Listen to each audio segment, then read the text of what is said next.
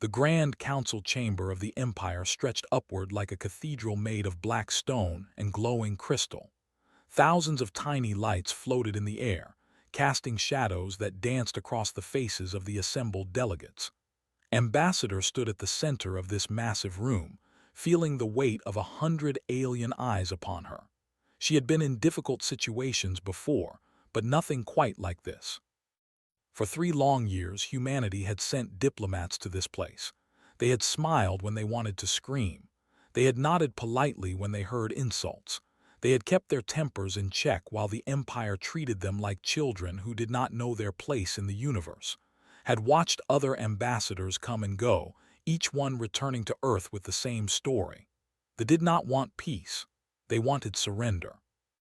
High Chancellor sat upon his throne, elevated above everyone else in the chamber. His silver scales caught the light and shimmered like liquid metal. His eyes were deep red, and they held no warmth whatsoever. He had ruled the Empire for over 200 years, and in that time he had crushed dozens of species beneath his heel. To him, humanity was just another name on a very long list. The Chancellor leaned forward and began to speak. His voice echoed through the chamber, amplified by hidden technology. He spoke of the new terms that humanity would accept. There would be no negotiation. There would be no discussion. Humanity would give up its outer colonies, all 12 of them. Humanity would reduce its fleet to a mere 30 ships. Humanity would pay tribute in rare minerals and precious metals for the next 500 years. Listen to every word. Beside her stood Admiral Price, a man who had served in the Earth Defense Force for over 30 years. His face showed nothing, but knew him well enough to see the anger burning behind his calm expression. They had both known this moment was coming. They had prepared for it. When finished speaking, he smiled. It was not a pleasant smile. It was the smile of someone who believed they had already won. Around him, his advisors and generals nodded their approval. Minister Cellini, who ran the Imperial Intelligence Service, watched the humans with cold curiosity. General, commander of all Imperial military forces, looked bored, as if this meeting was wasting his valuable time. Reached into her pocket and pulled out a small communication device. A message had arrived from Earth just 1 hour ago. The United Earth Council had voted, and the result had been unanimous. Every single representative from every single nation had agreed. There would be no more bending. There would be no more compromise. There would be no more accepting insults with a smile. She took a deep breath and looked directly at the Chancellor. Her voice was calm and steady when she spoke.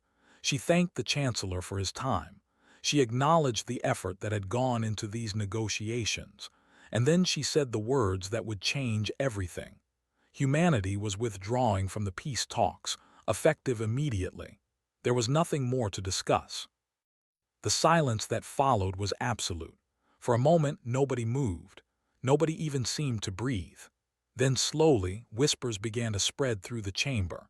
Delegates from other species, those lucky enough to be allowed into the council as observers, exchanged shocked glances. No one had ever done this before. No one had ever simply walked away from the Empire. Chancellor stared at as if he could not quite believe what he had heard. His red eyes narrowed, and his scales seemed to darken with anger.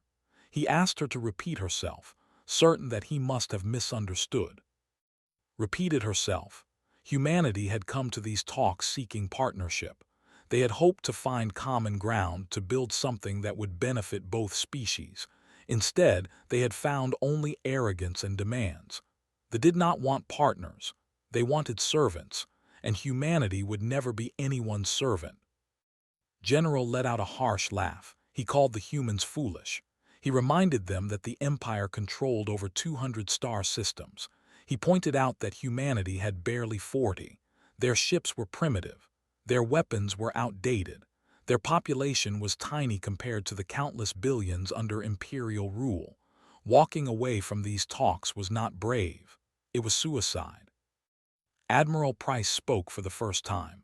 His voice was quiet, but it carried through the chamber with surprising force. He told the general that humanity had heard such words before. Throughout their history, they had been told they could not win. They had been told to surrender. They had been told that resistance was pointless. And yet somehow they were still here. Gathered her documents and nodded to her team. It was time to leave. As she turned toward the massive doors at the far end of the chamber, Chancellor called out to her. His voice was no longer calm. There was real anger in it now and something else. Something that might have been fear, though he would never admit it. He warned her that she was making enemies of the most powerful civilization in the galaxy. He promised that humanity would regret this decision. He said that when his fleets came, and they would come, there would be no mercy. The humans would beg for the terms they had just rejected, and they would not receive them. Stopped walking. She turned back to face the Chancellor one final time. She told him that humanity did not beg. They never had and they never would. If the Empire wanted war, then war was what they would get. But she warned him to think carefully before making that choice. Humanity had survived ice ages. They had survived plagues. They had survived wars that killed hundreds of millions. They had even survived themselves. Whatever the Empire threw at them, they would endure. And then she walked out, with Admiral Price and the rest of the delegation following close behind. The great doors closed behind them with a sound like thunder. In the chamber, the assembled delegates sat in stunned silence, trying to process what they had just witnessed. Chancellor remained on his throne, his clawed hands gripping the armrests so tightly that the metal began to bend. No one had ever spoken to him like that. No one had ever dared to defy him so openly. He would make the humans pay for this insult. He would burn their worlds and scatter their ashes across the void. But deep in the back of his mind, in a place he would never acknowledge, a tiny voice whispered a warning. It reminded him of something his own father had once said, long ago, before had taken the throne. Be careful of the small creatures, his father had told him. Sometimes the smallest teeth carry the deadliest poison. Silenced that voice and began planning for war. He would soon learn that he should have listened. News traveled fast across the Empire. Within hours of the human delegation walking out, every corner of the vast imperial territory knew what had happened. On thousands of worlds, billions of beings discussed the strange actions of this small species from a distant arm of the galaxy. Most of them laughed. The idea that humanity could stand against the Empire was simply too absurd to take seriously. On Prime, the capital world of the Empire, Chancellor called an emergency meeting of his War Council. The chamber where they gathered was smaller than the Grand Council room, but it was far more important. This was where real decisions were made. The walls were lined with tactical displays showing the positions of every Imperial fleet. Red dots represented forces. There were thousands of them. Blue dots represented humanity. There were barely a handful. General stood before the main display, using a pointer to highlight human territory. His voice dripped with contempt as he outlined his assessment. The humans controlled 37 inhabited systems. They had approximately 400 combat-capable ships, though most of these were small patrol vessels. Their largest warships were what they called carriers, and the Empire had nothing but scorn for such vessels. Real warriors did not hide behind clouds of tiny fighters. Real warriors met their enemies face to face. Minister Cellini added her own analysis. Imperial intelligence had been watching humanity for decades, ever since their first primitive ships had ventured beyond their home system. The humans were clever, she admitted. They learned quickly and adapted well, but cleverness was no substitute for power. Their technology was at least 2 generations behind the Empire. Their industrial capacity was laughable. Their military experience was limited to small conflicts among themselves. The other members of the War Council nodded along with these assessments. Admiral, commander of the Imperial Home Fleet, suggested that the entire campaign could be completed in 3 months. General raised an eyebrow and countered with 6 months, accounting for the distances involved and the need to establish proper supply lines. Either way, both agreed that humanity posed no real threat. Chancellor listened to his advisors with growing satisfaction. His earlier anger had faded, replaced by something closer to anticipation. The humans had embarrassed him in front of the entire galaxy. Now he would have the pleasure of crushing them utterly. Their worlds would burn, their people would be scattered. An ambassador would kneel before his throne and beg for the mercy she had so foolishly rejected. He gave the order. The third and fourth battle fleets would deploy to the border immediately. They would deliver one final ultimatum to humanity, demanding complete and unconditional surrender. When the humans refused, as they surely would, the invasion would begin. Wanted it done quickly and brutally. He wanted the rest of the galaxy to see what happened to those who the Empire. As the War Council made their plans, something else was happening across Imperial territory. In the dark corners of conquered worlds, members of subjugated species gathered in secret to discuss what they had heard. The proud people who had been conquered 3 centuries ago spoke in hushed whispers. A race of brilliant engineers who had been reduced to forced labor exchanged encrypted messages. The collective, whose telepathic abilities had been neutralized by Imperial control collars, reached out to each other with forbidden thoughts. None of these species had forgotten their freedom. None of them had stopped dreaming of the day when they might reclaim what had been taken from them. But after so many failed rebellions, after so many brutal crackdowns, most had given up hope. The Empire was simply too powerful. Resistance was futile. And yet here were the humans doing exactly what everyone said was impossible. They were standing up. They were saying no. They were refusing to kneel. On the prison world of 7, an elder named gathered his closest allies in an abandoned mining tunnel. The walls around them were thick enough to block Imperial surveillance, at least for a short while. Had once been a general in the resistance. He had fought the Empire for decades before his capture. Now he was old, his fur gray and his movements slow, but his mind was still sharp. He told the others what he had heard. The humans were going to fight. They were going to resist. And whether they won or lost, their defiance would create opportunities. Imperial forces would be stretched thin. Attention would be focused elsewhere. If they were ever going to rise again, this might be their best chance. Not everyone agreed. Some argued that it was too risky. The humans would be crushed quickly, and then the Empire would turn its wrath on anyone who had dared to hope. Better to stay quiet. Better to survive.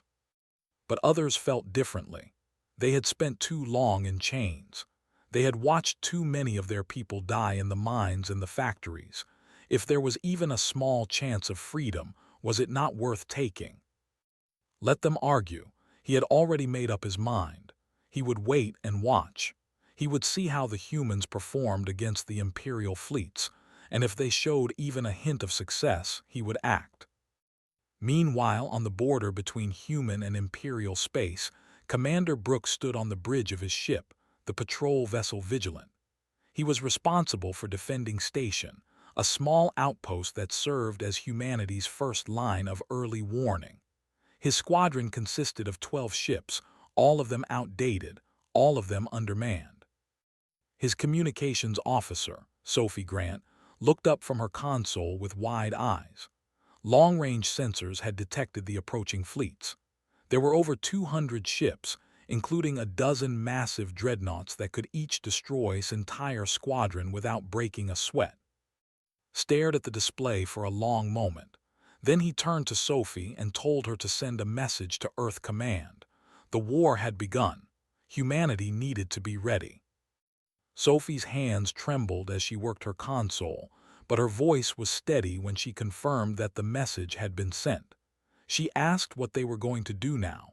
They could not possibly fight that many ships. Smiled, though there was no humor in it. He told her they were not going to fight. Not yet. They were going to watch and wait and report everything they saw. When the time came to fight, it would be on humanity's terms, not the Empire's. The fleets grew closer with every passing hour. The galaxy held its breath, waiting to see what would happen next. And on Prime, Chancellor sat upon his throne and smiled, confident that victory was already assured. He had no idea how wrong he was. The Third Fleet entered the Artemis Corridor with absolute confidence. Admiral stood on the bridge of his flagship, the dreadnought Dominion, watching the stars streak past as his ships traveled through hyperspace. He had been given a simple mission: crush the human defenses, burn their border colonies, open the path to Earth itself. He expected to accomplish all of this within a matter of weeks. His fleet emerged from hyperspace in perfect formation. 217 ships, arranged in the classic Imperial attack pattern that had conquered countless worlds. Ahead of them lay the Artemis system, home to 3 human colonies and a small naval station. According to intelligence reports, the humans had maybe 30 ships defending this sector. It would be a slaughter. Admiral gave the order to advance. His ships moved forward, engines glowing bright against the darkness of space. Sensors swept the system, searching for targets. They found the human ships almost immediately, a ragged line of vessels that looked tiny compared to the Imperial dreadnoughts. Felt almost disappointed. He had hoped for more of a challenge. And then everything changed. The first warning came from his sensor officer, a young whose scales had turned pale with shock. There were energy signatures appearing throughout the system. Hundreds of them. Thousands of them. They were coming from asteroids, from debris fields, from positions that had appeared completely empty just moments before. Admiral demanded an explanation. His officer could not provide one. The readings made no sense. It was as if the entire system had suddenly come alive. On board the carrier Endurance, Admiral Cole watched her tactical display with grim satisfaction. She had spent 5 years preparing for this moment. 5 years of secret construction projects, hidden weapons platforms, and careful planning. They had no idea what they were walking into. She turned to her tactical officer, Lieutenant Danny Reeves, and gave the order: activate the network. Across the Artemis system, over 3,000 automated weapon platforms powered up simultaneously. They had been built in secret, hidden among the asteroids and space debris that filled the outer reaches of the system.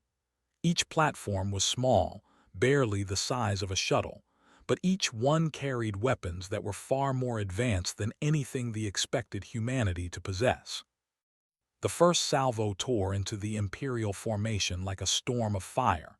Shields that had never been breached suddenly flickered and failed. Armor that had been considered invincible was pierced like paper. 3 cruisers exploded in the opening seconds, their crews dead before they even understood what was happening. Admiral screamed orders at his officers: return fire, find the source of those attacks, destroy whatever was shooting at them. But the platforms were small and fast, designed to strike and then relocate before the enemy could respond. Every time the targeted one position, the weapons had already moved to another. The battle lasted 4 hours. By the end of it, the Third Fleet had lost 63 ships, including 2 dreadnoughts. The remainder retreated in chaos, abandoning their attack and fleeing back toward Imperial space. It was the worst defeat the military had suffered in over a century. On Earth, news of the victory spread like wildfire. People who had been terrified of the coming war suddenly found hope. The Empire could be hurt. The Empire could bleed. Maybe, just maybe, humanity had a chance after all. President addressed the United Earth Council in a special session. He stood before the assembled representatives, his voice strong and clear. He told them that humanity had given the Empire every opportunity for peace. They had been patient. They had been reasonable. They had been willing to compromise. But they had chosen war, and now they would learn why humanity had survived for so long. He reminded them of human history, the ice ages that had nearly wiped them out, the plagues that had killed millions, the wars that had devastated continents. Through all of it, humanity had endured. They had adapted. They had overcome, and they would do so again. Across the galaxy, other species watched these events with growing amazement. The Empire had seemed invincible for so long. They had crushed every rebellion, defeated every challenger, absorbed every rival. The idea that a small species from an obscure corner of the galaxy could stand against them seemed impossible. And yet here was proof that it could be done. On 7, received word of the human victory through a smuggled communication device. He gathered his allies once more, and this time there was no argument. If the humans could win battles against Imperial fleets, then perhaps the time for waiting was over. Perhaps the time for action had finally come.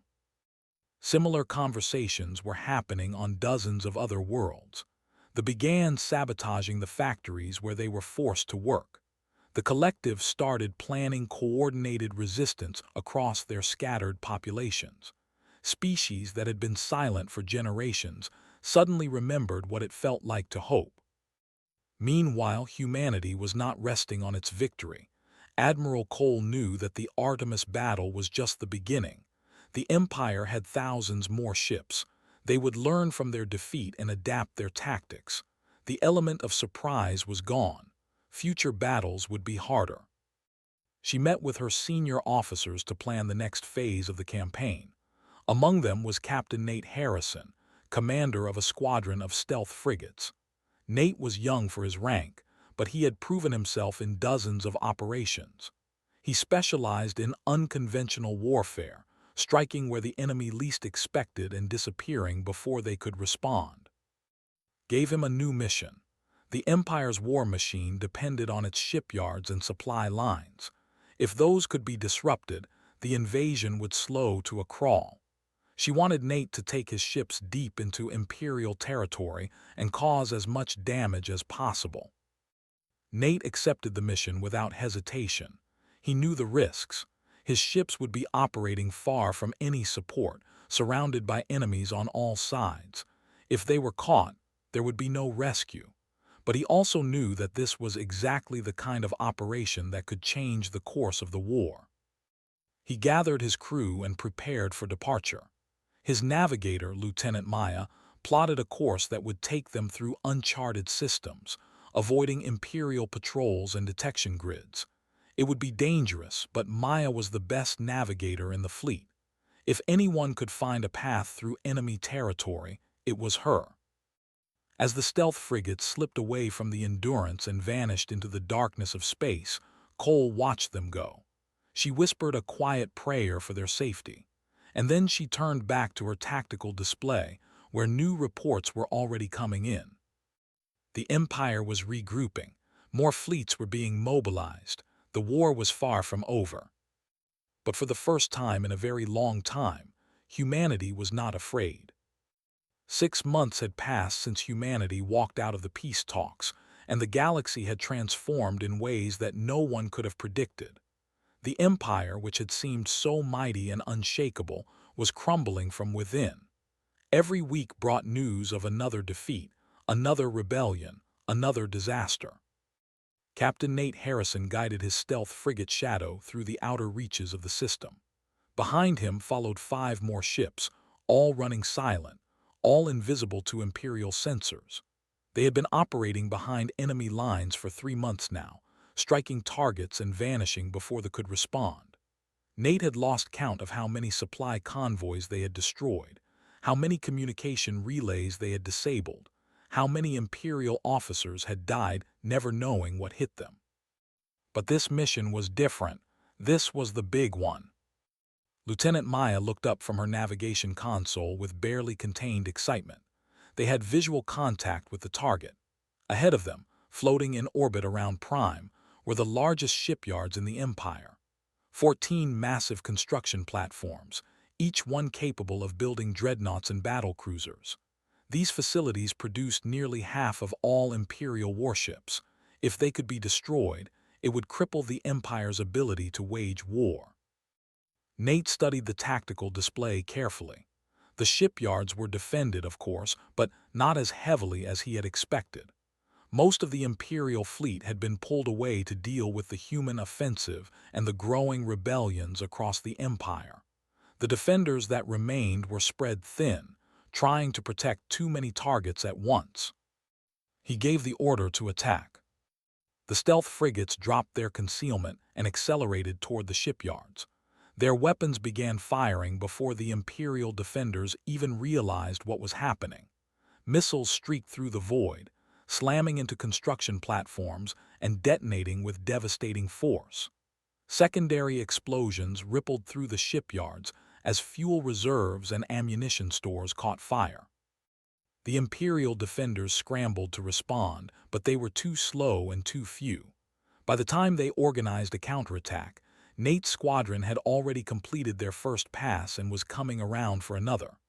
Plasma beams cut through the massive structures, severing support struts and destroying critical systems. One by one, the shipyards began to break apart. Nate watched as the largest platform, a facility that had been under construction for decades, slowly collapsed in on itself. Fires burned throughout its structure, consuming everything they touched. It was, he thought, almost beautiful in a terrible way. When the attack was over, 14 shipyards had been reduced to drifting wreckage. The mission had taken less than 2 hours. Nate ordered his squadron to withdraw, slipping back into stealth mode and disappearing into the darkness before Imperial reinforcements could arrive. On Prime, Chancellor received news of the attack while sitting in his private chambers. The report was delivered by Minister Cellini, whose usual composure had cracked under the weight of so much bad news. She told him that the shipyards were gone. All of them. The construction projects that had been, representing years of work and enormous resources, had been destroyed in a single raid. Said nothing for a long moment. Then he hurled his drinking cup across the room, watching it shatter against the wall. He demanded to know how this had happened. How had human ships penetrated so deep into Imperial territory? How had they gotten past the defense grids and patrol fleets? How had they known exactly where to strike? Cellini had no answers. None of her intelligence networks had detected the human operation until it was already over. The humans were using tactics and technologies that the Empire had never encountered before. They were fighting a completely different kind of war, and the Empire was losing. But the military situation was only part of the problem. Across Imperial territory, the conquered species were rising up. They had seized control of 3 major worlds, overwhelming the Imperial garrisons through sheer numbers and desperate courage. Himself had led the assault on 7, freeing thousands of prisoners and capturing the planetary defense grid. For the first time in 3 centuries, flags flew over cities. They had taken a different approach. Rather than open warfare, they had turned their engineering skills against their oppressors. Power grids mysteriously failed. Transportation networks collapsed. Weapons malfunctioned at critical moments. The Imperial infrastructure that depended on labor was falling apart, and there was nothing they could do to stop it. The collective had struck the most devastating blow of all. Their telepathic abilities, long suppressed by Imperial control collars, had been secretly restored through technology provided by human agents. Pilots serving in the Imperial fleet had turned on their masters simultaneously, destroying dozens of ships from within. An entire battle group had been wiped out in a matter of minutes, its crews killed by their own enslaved comrades. General stood before the War Council, trying to explain how everything had gone so wrong. His earlier confidence had vanished completely. He looked tired and old, a soldier who had finally met an enemy he could not defeat. The Empire was fighting on too many fronts, he admitted. Their supply lines were stretched to the breaking point. The rebellions were consuming resources that were desperately needed for the war against humanity, and the humans themselves showed no signs of weakening. If anything, their attacks were becoming bolder and more devastating with each passing week. Chancellor listened to the report with growing despair. He had ruled the Empire for over 200 years. He had crushed countless enemies and expanded Imperial territory to its greatest extent in history. And now, because of one small species that he had dismissed as insignificant, everything he had built was falling apart. Minister Cellini pulled up the latest intelligence analysis on her display. Her voice was flat and emotionless as she delivered the assessment. Human industrial capacity had tripled since the war began. They had been building ships and weapons in hidden facilities that Imperial intelligence had never detected. Their soldiers fought with a ferocity and determination that troops could not match. And perhaps most troubling of all, the humans had somehow established contact with every major resistance movement in the Empire. They were coordinating their attacks, sharing intelligence, and supporting each other in ways that made them far more effective than any of them could have been alone. Slammed his fist on the table in frustration. He demanded to know how any of this was possible. The humans were supposed to be primitives. They were supposed to fall quickly and easily. This was not how the war was supposed to go. But the facts were undeniable. The Empire was losing. Unless something changed dramatically, and soon, they would face a future they had never imagined. A future where they were no longer the masters of the galaxy. In the silence that followed, made a decision that would have been unthinkable just 6 months ago. He ordered his staff to prepare a diplomatic communication to Earth. The Empire was ready to discuss terms. The war was not over yet, but the end was coming. And for the first time in its long history, the Empire was going to lose. 1 year had passed since Ambassador walked out of the Grand Council chamber on Prime. 1 year of war, of destruction, of change that had reshaped the entire galaxy. And now, against all odds, she found herself back where it had all begun. The diplomatic vessel Horizon floated in orbit above the. Below, the great cities that had ruled 200 star systems glittered in the darkness. Imperial flags still flew from their towers, but they seemed smaller somehow, less impressive. The arrogance that had once radiated from every corner of this world had been replaced by something else. Fear, perhaps, or maybe just exhaustion. Made her way to the conference room where the meeting would take place. She wore the same dark blue diplomatic uniform she had worn a year ago, but everything else was different. She was different. The woman who had faced Chancellor with nothing but words and courage had returned with the might of a victorious alliance behind her. Admiral Cole walked beside her, still wearing her Fleet Command uniform despite the diplomatic nature of this mission. Had won a dozen major engagements against the Empire. Her name was spoken with respect on 100 worlds. She had earned the right to be here at the end. Behind them came representatives from the species that had helped make this victory possible. His gray fur now marked with the ceremonial patterns of a war hero. Chief engineer of whose people had proven that resistance could take many forms. Ambassador Thessaly of the Collective, her telepathic abilities now free of Imperial control. Together, they represented billions of beings who had thrown off the chains of empire and claimed their freedom. Chancellor was already waiting when they arrived. He sat at a simple table in the center of the room, a far cry from the elevated throne where he had once looked down upon humanity with such contempt. His silver scales had lost their luster. His red eyes, which had once burned with absolute confidence, now held only weariness. The war had cost the Empire everything. 2/3 of their territory had declared independence. Their fleets had been shattered in battle after battle. Their economy was in ruins. Their infrastructure collapsed. Their people demoralized. Human ships now orbited Prime itself, a constant reminder of just how completely the situation had reversed. Spoke first. His voice was quiet, stripped of the arrogance that had once defined it. He said that the Empire was prepared to offer generous terms, territorial concessions, financial reparations, trade agreements that would favor Earth and its allies. He asked only that some measure of sovereignty be preserved. Listen to his words without expression. A year ago, this same being had demanded that humanity surrender its colonies, reduce its fleet, and pay tribute for 5 centuries. He had laughed at the idea that humans could resist. He had promised to burn their worlds and scatter their ashes across the void. Now he sat before her, broken and defeated, begging for mercy. She took a moment to consider her response. Through the window behind her, she could see the human fleet maintaining its position in orbit.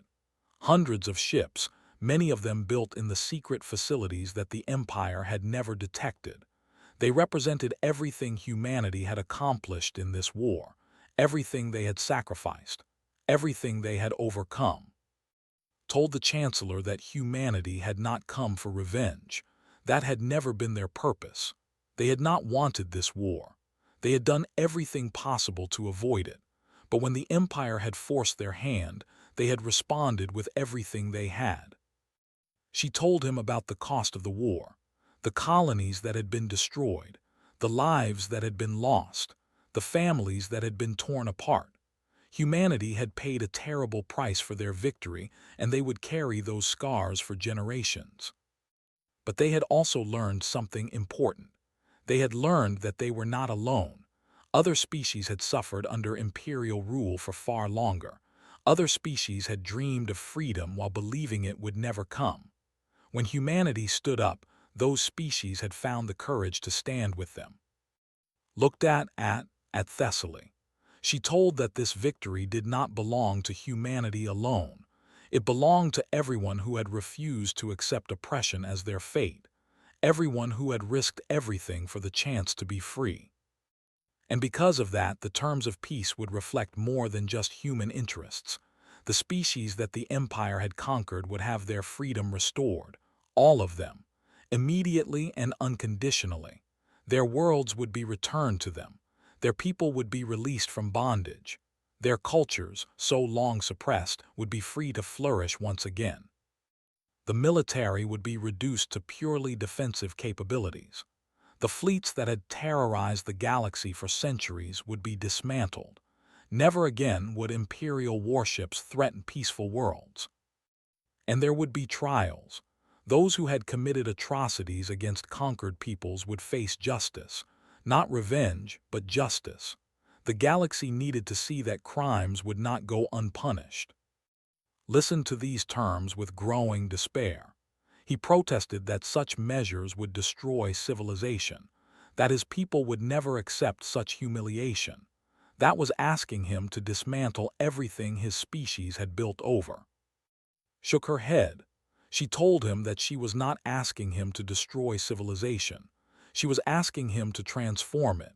For too long, the Empire had built its power on conquest and subjugation. It had measured its worth by how many species it could dominate. That path had led here to defeat and devastation. But there was another path, a path where they could find their place in a community of equals, where they could contribute their knowledge and resources to building something better, where they could be remembered not as conquerors, but as partners in creating a galaxy where all species could thrive. She stood and extended her hand toward the Chancellor. This was the peace that humanity offered, not punishment but transformation, not destruction but renewal. The choice was his. Stared at her hand for a long moment. Behind him, through the window, he could see the cities where he had grown up, the monuments to glory that had stood for thousands of years. All of it was now at the mercy of the beings he had once dismissed as primitives. Slowly, reluctantly, he reached out and took her hand. In the weeks that followed, the galaxy began to heal. Human engineers worked alongside former enemies to rebuild what the war had destroyed.